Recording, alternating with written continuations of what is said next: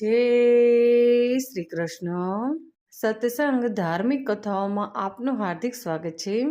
આજે આપણે જાણીશું કે જો આપણે સ્વર્ગમાં જવું હોય તો તેના માટે આપણે શું કરવું જોઈએ, શું કરવાથી આપણને સ્વર્ગ પ્રાપ્ત થાય છે.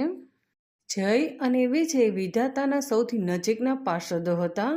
એકવાર તે બંનેને વિધાતાએ ધરતી ઉપર મોકલ્યા અને તેમને આદેશ આપ્યો કે તેઓ એ જાણીને આવે કે ધરતી ઉપર સ્વર્ગ મેળવવામાં સાચા અધિકારી કોણ છે. જય અને વિજય તો ધરતી ઉપર આવ્યા અને તેમને વેશ બદલી અને તેમને આખી પૃથ્વીનું પરિભ્રમણ કર્યું. જય અને વિજયે જોયું કે લોકો સ્વર્ગ મેળવવા માટે જુદા જુદા પ્રકારના કર્મકાંડો કરતા હતા અને આ કર્મકાંડોમાંથી ખૂબ જ લીન હતા. એક દિવસની વાત છે. જય અને વિજય ફરતા ફરતા એક ગામડે પહોંચ્યા.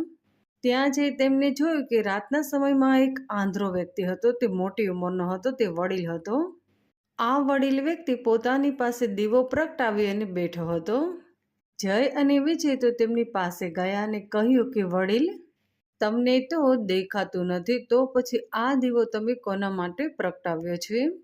ત્યારે તે વડીલે જવાબ આપ્યો કે શ્રીમાન, ભલે મને ન દેખાતું હોય, પરંતુ જે લોકો જોઈ શકે છે તેઓ તો આ અજવાળાથી સાચો રસ્તો જોઈ શકે અને આગળ વધી શકે. જય અને વિજયે તેમને ફરીથી પૂછ્યું કે શું તમે કોઈ ઉપાસના કરતા નથી, શું તમારે સ્વર્ગમાં નથી જવું. ત્યારે આ વડીલે કહ્યું કે ઉપાસના શું હોય છે અને સ્વર્ગ પણ શું હોય છે, સ્વર્ગ કોને કહેવાય છે, આ બધું શું છે તેની મને કશી પણ ખબર નથી. હું તો માત્ર જે રસ્તો ભૂલી ગયા હોય તે યાત્રીઓને રસ્તો સાચો બતાવું છું.